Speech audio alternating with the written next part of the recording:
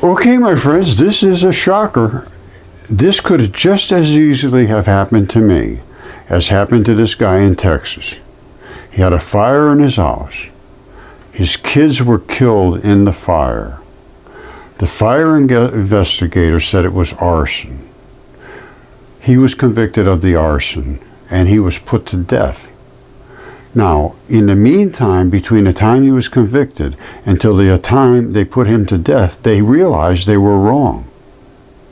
The paperwork was all done. They said, no, the guy wasn't responsible. It was just an accident. They still had him put to death.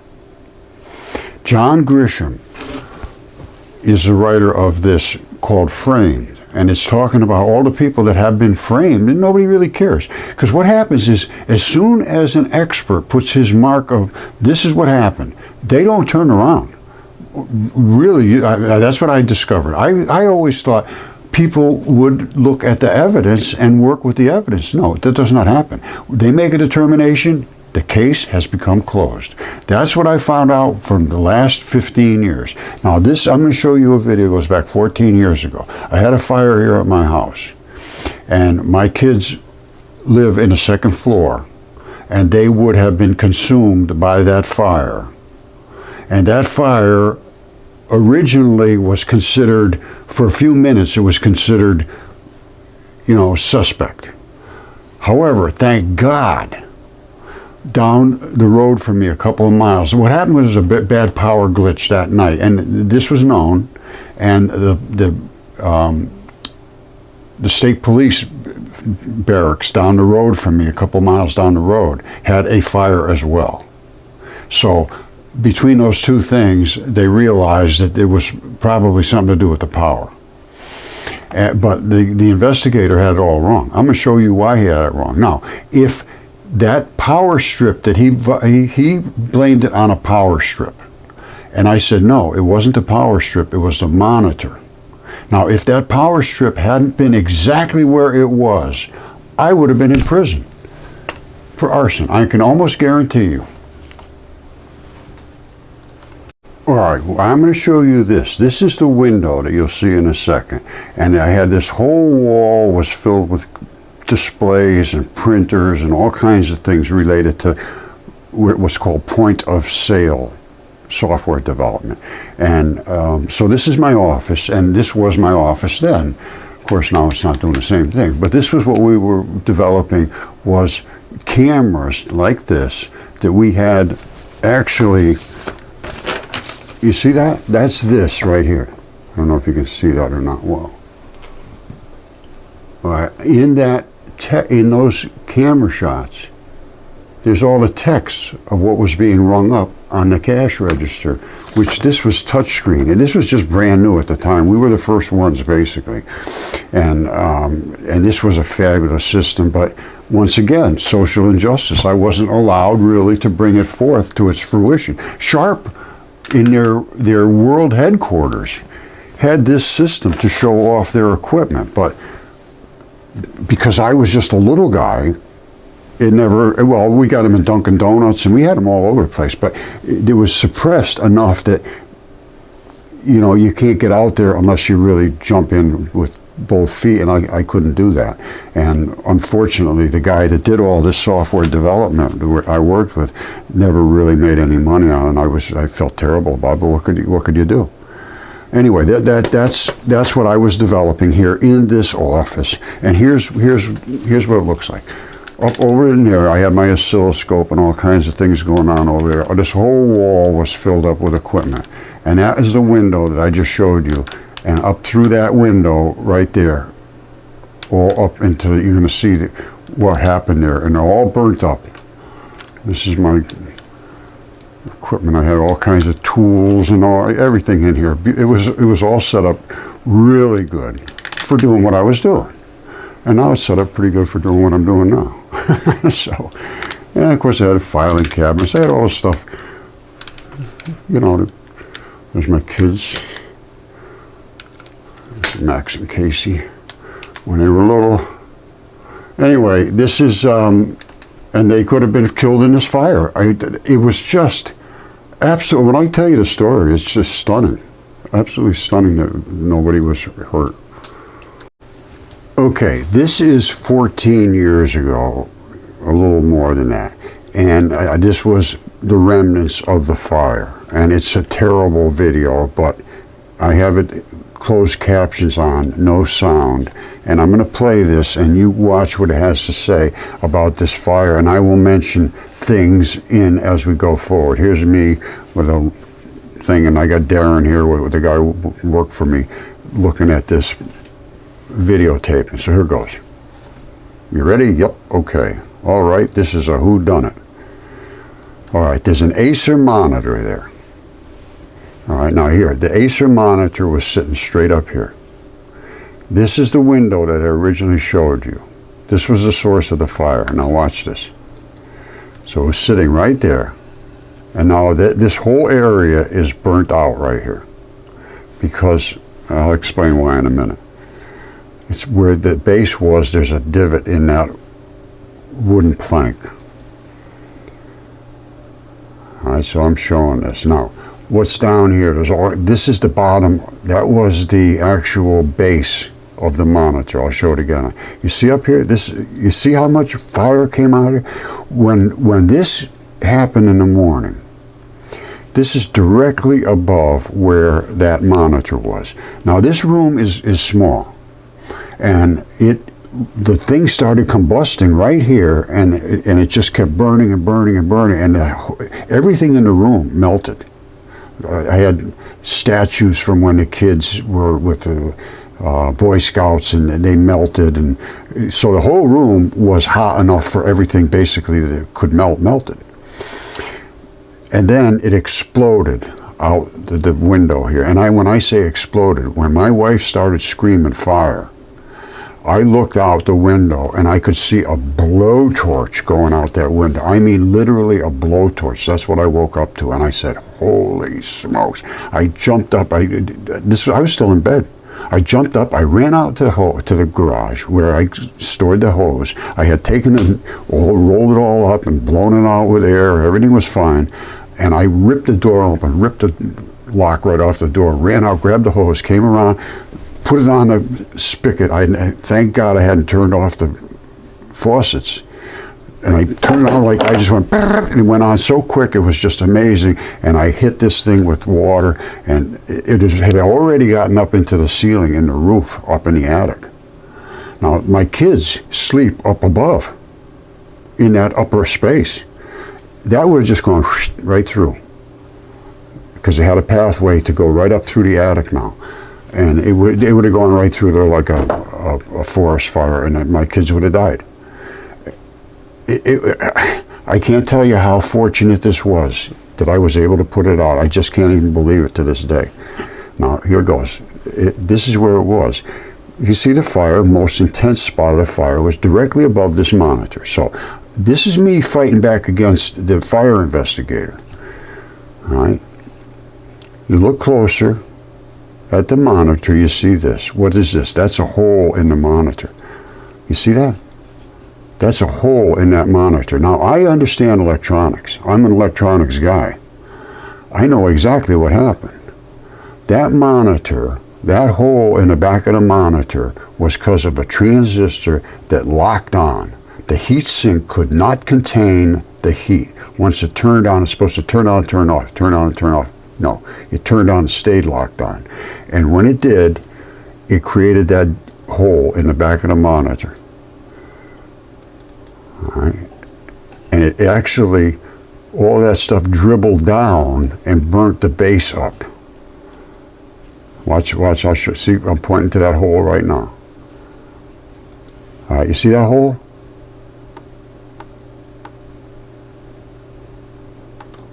That hole is from a heat sink, a big heat sink transistor that's in the back here. Turned on, never shut off. And it melted all this until it dripped down to the bottom. This is tipped up like this. It dripped down to the bottom, started that fire. The fire investigator, oh, no, heat goes up, it doesn't go down. I said, no, it heated up here and burnt this, and once this burnt up, it dripped down. You can see it's all dripped down. This is turn this upside down, and this is just all dripped down, and then it dripped down to here, burnt it all up. And then finally it collapsed down here, and it blew out through the window. I'm pointing to all this stuff. See? See where the fire erupted, and you see the different texture there? And come in close on this. All right, see the different texture, look. That burnt up coming out of here. That didn't burn up for any other reason. It burnt up coming out of there. And it flowed down like lava, down to the bottom and burnt up. It came down to the base and burnt the base and created that divot. And the hole right here. All right, this is an oak plank. Finally, it melted itself so bad it fell down and smashed on the bottom. And that's how I found it in the morning. Well, that's after the fire went out. But this whole area here was all burnt out, all equipment and everything. But it was bad. It was scared the hell out of me. When I saw, and I wasn't even dressed. And my wife screams, "There's a fire!" And the only reason she saw the fire was because she was getting up to get the kids up. They're still up in upstairs, asleep. And this was early in the morning. And actually, there's right there. Hold on. Oops. It's not. Well, anyway, it's. Well, you can't see that. Hold on. All right, I think back on this, and I could have been in trouble. Here's what happened.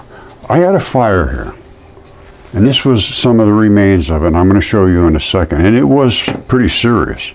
Now, what happens is, in my shop here, I had all kinds of equipment set up, and I'm showing you exactly what caught on fire was this monitor. Now, I had shelving racks here and equipment and all kinds of things, printers, and because this is where I did my software development. Now, there was an AC power strip here, and it was, one of those power protected things, and I don't know, it had 8 or 10 outlets in there, and I had a whole batch of stuff connected, and one of them was this monitor. Now, what happened was the first thing in the morning, my wife wakes up, and she gets up and comes out into the kitchen and looks out in the back, and she sees fire squirting out of the window like a blowtorch. And I mean, you just couldn't even believe it. Out through this window. And she starts screaming, "Fire!" So I was still in bed. I jump up, and I don't know how it happened quick enough, because I look out the window, and here's where I was looking. You see up here? This is where the office is down in this area. The main house is up back this way. My kids sleep in the upper area up top. The fire is already in this attic. It's already going up the attic. By the time I look out and see it's pouring out of there, it literally looked like a blowtorch. I'm not kidding you. It was just, I didn't know what to do. Well, I didn't know what to do because I ran out and I got the hose. I'm still in my underwear. I get the hose and get out here and attach it, because it's winter time. The hose was blown out. There was no water in it, thank God. I had stashed it away in the garage. I got out to the garage, I got it over here and hooked it up to the water and was able to put that fire, dampen it enough to keep it suppressed enough to when the fire department got here. It was basically a done deal. They helped to put it out a little more and make sure everything was good. But then they investigated the fire. Now, what did I just show you? This monitor and stuff was right behind this window. All right, so here it is right here. Here's, if you could put that right there, there's that monitor. All right, and it rises on this bench, I'm on this plank. I had a couple of planks across here. I have equipment on there. And I had them all hooked back together, because when you develop the software, you have to be able to attach to monitors, to printers, to scales, to remote printers, to all of those different peripheral devices, and then make the software run them correctly. So I had all kinds of stuff on a bench down here, all up on the wall, all kinds of equipment. This catches fire, and a transistor in here turned on and never turned off, and it was because there was a pulse of electricity, and it turned a heat sink transistor. When I say heat sink, you got them, sometimes they look like this. They're bolted to these little heat sinks, and the heat is supposed to be dissipated through that's heat sink, but they're only supposed to turn on for a second or two and then turn off, that type of thing. Well, this was locked on, and it got hotter and hotter and hotter and hotter, and it finally burnt up the plastic, which was on the back of that monitor, and I will show you that very clearly. And it didn't work out well with the fire investigator, because he didn't go along with that. He said, "No, that's not true." I said, "Yes, it is true." And we had and thank God this right here was underneath that monitor. Otherwise, he would have called it arson. He claimed that it was this that caused it. It wasn't. It was up here. Think if there was a box of tissues or something down here, and this whole thing burnt up. Well, why would that box of tissues burn up? Well, because it melted coming down here. They would not accept that. The first things out of his mouth was, no, fire, heat goes up and burns up. I said, yeah, but this burnt the plastic and it dripped down. He said, no, you're wrong. I know what I'm talking about. You're nothing. And he just shut it right down. But he did blame it on this, thank God. Otherwise, it would have been me. I would have been an arsonist. And here's the hole right in the back of the monitor. That's what burnt up. All right, this is the monitor here, and that is the hole that melted. And I'll show you this in better detail. But it was so hot in this shop that all the things that were plastic in here melted. And I'm way away from this. On the whole other side of the room, I had some trophies that my kids got for Boy Scouts. And then, plastic little things, and it just melted. So the heat inside this room had to be hundreds of degrees, and then it exploded out the window. Now I'm going to let this play. This is just a real short little clip at the end, and it sort of consolidates it. All right, now here's the window that exploded. This monitor was right here. All right, so this monitor was right here. It burnt up. It dripped down to the power supply that was below, and thank God that power supply was below, otherwise I'd be in jail. Now watch how hot this thing got. It exploded that window out, and when I woke up in the morning, I could see that window. It just fire streaming out of her. See how hot it got up here? That's the extreme spot. All right, now that's the spot right there. The whole base is melted. All right, that's it right there. All right, what happened was, if you tip this up this way, that burnt, melted all this, and then that lava dripped down. What I want you to look at is right there. This right here was the source of the fire. Now that is a heat sink. And what is a heat sink? It's like this. You have some really good sized transistors running this panel. Now this could be 20 years old, I don't know. This goes back 14, 15 years ago. And then they have like this bridge rectifier, things like this. They're supposed to be mounted to heat sinks. Now, some of these things turn on, they stay on, and that's just their normal state, and they're designed to do that. But some of them are designed to turn on and turn off and turn on and turn off, and not be, the heat sink is there to absorb an amount of energy. Now, if it continuously is flushed with energy, it will overheat, and eventually the heat will break through the plastic and burn it. And that's what happened. So if this was tipped up this way, all of that stuff burnt up and melted all this. And then it dripped down to where the base was and set it on fire. And everything tumbled down. But thank God, below everything was this power strip, which was here.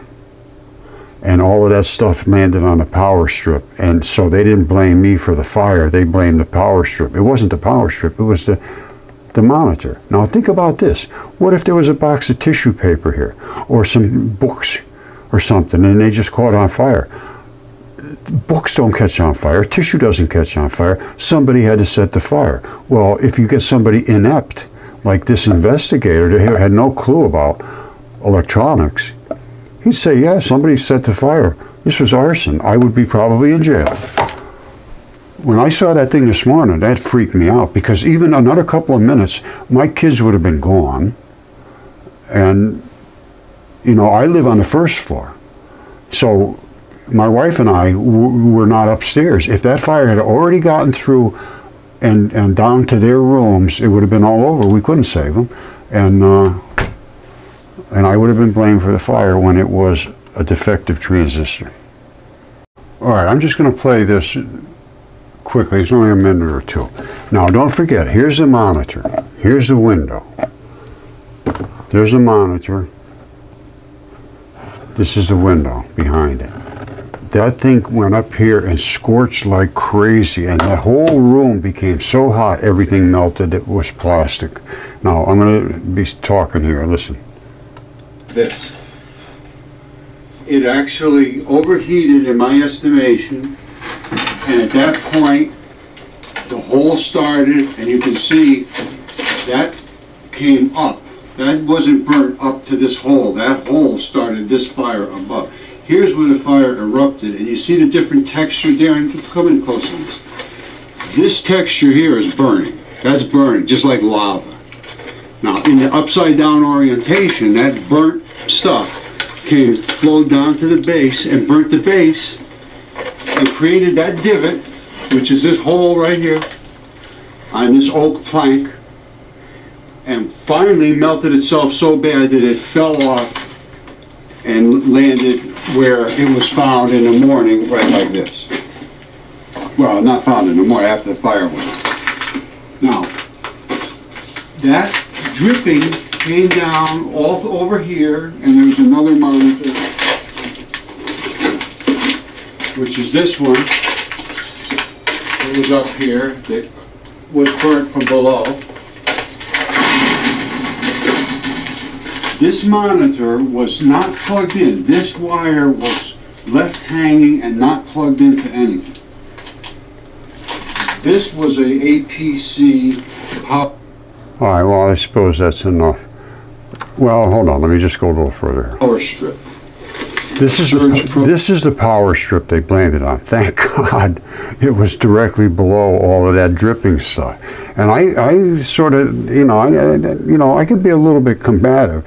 And his thing was, oh, fire starts and burns up. Don't you know about fire supposed to burn up? I said, I don't understand it burns up. But the lava coming down was what you're seeing here. It came from the monitor above. He says, well, you don't know anything about fire. I'm a fire investigator. I said, well, you don't know anything about electronics. I'm an electronic investigator. Professional. Darren, there's one over here, another one. See, that's the, whoops. Exactly the same right there. All right, I had equipment all over the place here, but that's the exact same power strip. And when all that stuff dripped on, he said, well, that's just the cause of the fire. Well, it wasn't. That right there was the cause of the fire, and it was directly above, and all that stuff dripped down onto it. This was a APC power strip, a surge. See it? That's where all that stuff dripped straight down. Thank God it was there. If not, I'd probably be in prison. I'm not kidding you. Professional. Darren, there's one over here, another one. It's exactly the same right there. All right, and it's a Surge Pro Professional. We got this in here just so we can look at, there's no power left in it.